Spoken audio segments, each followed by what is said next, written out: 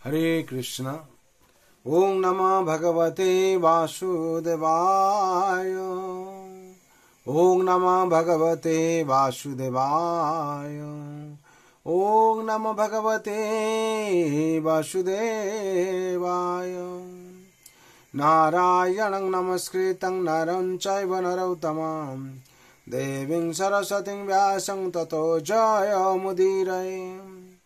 नष्टप्रायेषु अभद्रेषु नित्यं भगवत सेवया भगवते उत्तम श्लोके भक्तिभावति नैष्ठिके। कृष्णाय वासुदेवाय देवकी नन्दनाय च नन्दगोपकुमाराय गोविन्दाय नमो नमः। हरे कृष्ण। श्रीमद् भागवत स्कंद 7 अध्याय 6 श्लोक संख्या 20 থেকে 23।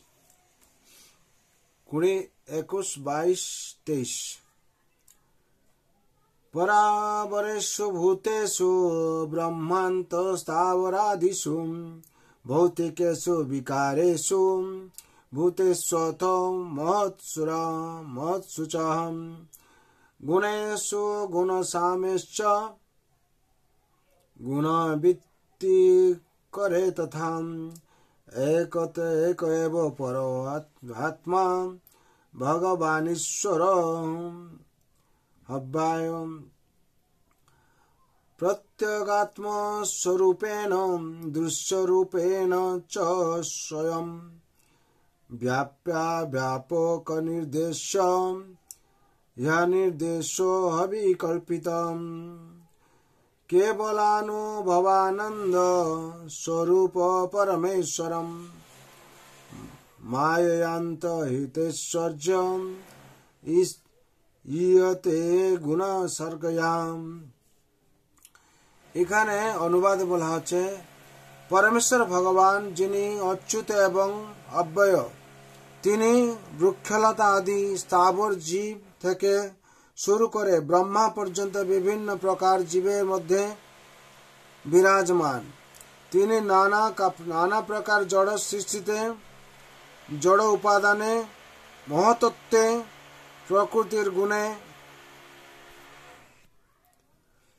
প্রকৃতির গুণে সত্যগুণ, রজগুণ এবং তমগুণ, অব্যক্ত প্রকৃতিতে এবং অহংকারেরও বিরাজমান। তিনি যদিও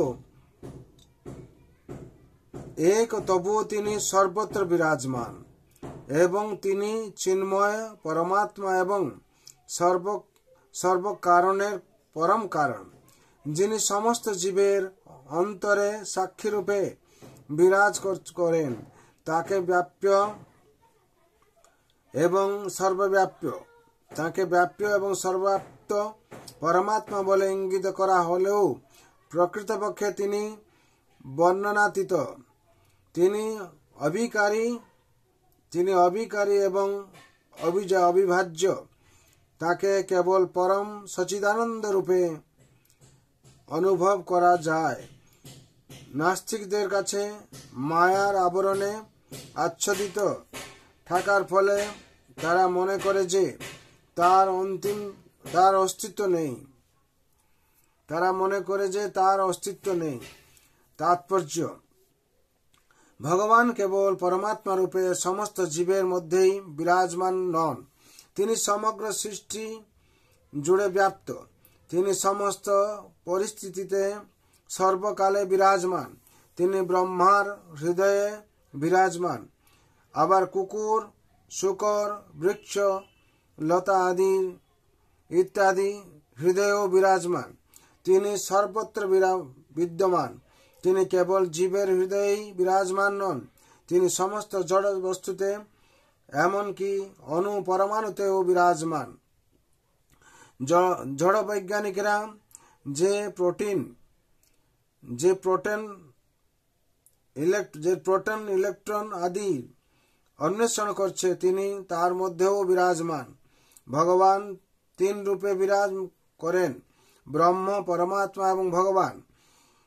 যেহেতু তিনি সর্বব্যাপ্ত, তাই তাকে সর্বং খলিদং ব্রহ্ম বলে বর্ণনা করা হয়েছে। বিষ্ণুর অস্তিত্ব ব্রহ্মেরও অতীত। ভগবত গীতায় প্রতিপন্ন হয়েছে যে শ্রীকৃষ্ণ তার ব্রহ্মরূপের দ্বারা সর্বব্যাপ্ত। মায়া ততমিদং সর্বং। কিন্তু ব্রহ্ম শ্রীকৃষ্ণের উপর নির্ভরশীল। ব্রহ্মণ হি প্রতিষ্ঠাহম। শ্রীকৃষ্ণ ব্যতীত ব্রহ্মের বা পরমাত্মার অস্তিত্ব থাকতে পারে না।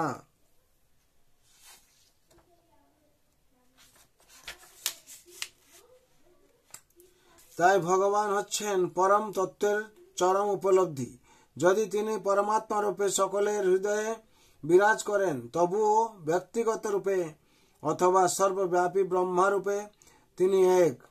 পরম কারণ হচ্ছেন শ্রীকৃষ্ণ এবং তার শরণাগত ভক্তেরা ব্রহ্মাণ্ডের অন্তরে এবং পরমাণুর অন্তরে তার উপস্থিতি উপলব্ধি করতে পারেন।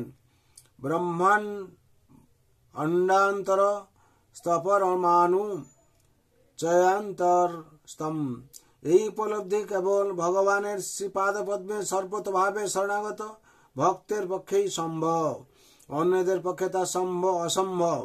সেই কথা প্রতিপন্ন করে ভগবত গীতায় 7/14 ভগবান স্বয়ং বলেছেন, দৈবীবশা গুণময়ী মম মায়া দুরত্যয়া মাম বেজে প্রপদন্তে মায়ামেতাং তরন্তি তে।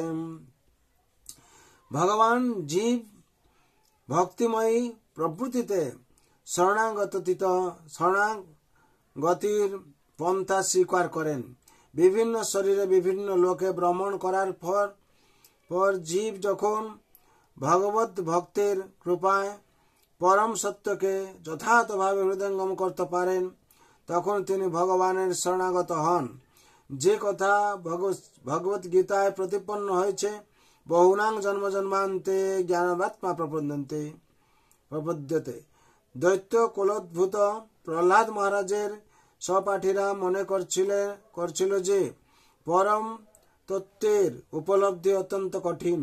প্রকৃতপক্ষে আমরাও দেখেছি যে অনেকেই সেই কথা বলে, কিন্তু আসলে তা নয়। পরম তত্ত্ব পরমেশ্বর ভগবান সমস্ত জীবের সঙ্গে অত্যন্ত ঘনিষ্ঠভাবে সম্পর্কিত। তাই কেউ যদি বৈষ্ণব দর্শন বুঝতে পারে, যাতে বিশ্লেষণ করা হয়েছে ভগবান কিভাবে সর্বত্র বিরাজমান এবং তিনি কিভাবে সর্বত্র কর্ম করেন, তখন তার পক্ষে ভগবানের আরাধনা করা অথবা ভগবানকে উপলব্ধি করা মোটেই কঠিন নয়। কিন্তু ভগবত উপলব্ধি ভক্ত সঙ্গেই কেবল সম্ভব। তাই শ্রী চৈতন্য মহাপ্রভু শ্রীরূপ গোস্বামীকে শিক্ষা দেওয়ার সময় বলছেন, চৈতন্য চরিতামৃত মধ্যলীলা 19/151, ব্রহ্মাণ্ড ভ্রমিতে কোনো ভাগ্যবান জীব গুরু কৃষ্ণ প্রসাদ পায় ভক্তিলতা বীজ। বদ্ধজীব জড় জগতে বিভিন্ন জনিতে বিভিন্ন পরিস্থিতিতে ভ্রমণ করছে, কিন্তু সে যদি শুদ্ধ ভক্তের সান্নিধ্য আসে এবং ভগবত ভক্তির পন্থা সম্বন্ধে শুদ্ধ ভক্তের উপদেশ গ্রহণ করে, তাহলে সে ব্রহ্ম এবং পরমাত্মার উৎস ভগবানকে অনায়াসে হৃদয়ঙ্গম করতে পারে।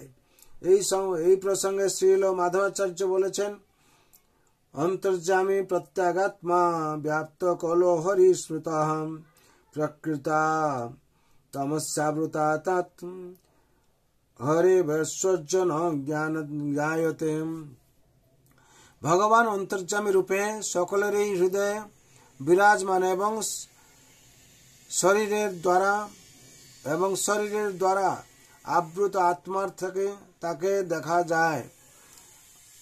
তাকে দেখা যায়। প্রকৃতপক্ষে তিনি সর্বস্থানে, সর্বকালে এবং সর্বপরিস্থিতিতে বর্তমান। কিন্তু যেহেতু তিনি মায়ার জবনিকার দ্বারা আচ্ছাদিত, তাই সাধারণ মানুষেরা মনে করে যে ভগবান নেই। এখানে 20, 21, 22, 23 শ্লোক সম্পূর্ণ হলো তাৎপর্য।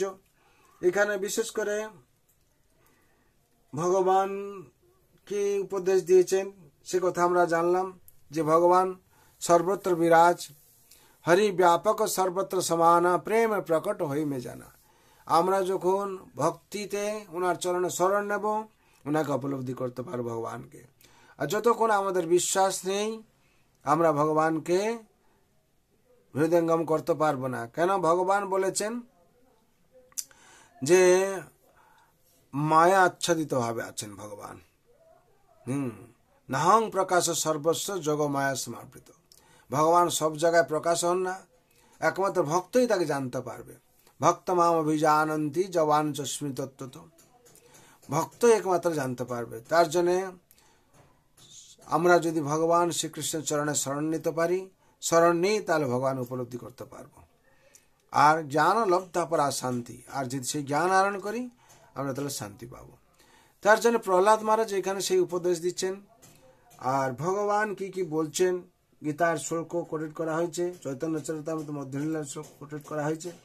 ব্রহ্মাণ্ড ব্রহ্মিতে কোনো ভাগ্যবান জীব গুরু কৃষ্ণ প্রসাদ পায় ভক্তিলতা বীজ। বদ্ধজীবী জড় জগতে বিভিন্ন জনিতে বিভিন্ন পরিস্থিতিতে ভ্রমণ করছে, কিন্তু সে যদি শুদ্ধ ভক্তের সান্নিধ্য আসে এবং ভগবত ভক্তের পন্থা অবলম্বন শুদ্ধ ভজনে উপদেশ গ্রহণ করে, তাহলে সে কি হবে? ব্রহ্ম এবং পরমাত্মার উৎস ভগবানকে অনায়াসে হৃদয়ঙ্গম করতে পারে। যতক্ষণ সে ভগবান শরণে বা সাধু সঙ্গে উপস্থিত না হচ্ছে, সাধু সঙ্গে শরণ না নিচ্ছে, ভগবানকে উপলব্ধি করতে পারা কঠিন হয়ে যাবে তার পক্ষে। তার জন্য সবার মঙ্গলের জন্য আমি ভগবান রাতুল চরণে প্রার্থনা করছি। সবার যাতে পরিবার মঙ্গল থাকবে, সবাই যাতে ভক্তিপথে অগ্রসর হতে পারবেন, ভগবান রাতুল চরণে আমার প্রার্থনা রইল। সর্বে ভবন্তু সুখিনঃ, সর্বে সন্তু নিরাময়, হর্বে ভদ্রাণি পশ্যন্তু মা কশ্চিৎ দুঃখ ভাগ ভবেৎ। হরে কৃষ্ণ কৃষ্ণ কৃষ্ণ হরে হরে, হরে রাম রাম রাম হরে হরে। जय जय श्रीमद् भागवत महापुराण की जय, जय जगत गुरु शिल प्रभुपाद की जय, जय श्री गुरु महाराज की जय, अनंत कोटि वैष्णव भक्त वृंद की जय, उपस्थित भक्त वृंद की जय। ताय गौर प्रेमानंदे हरि हरि बोल।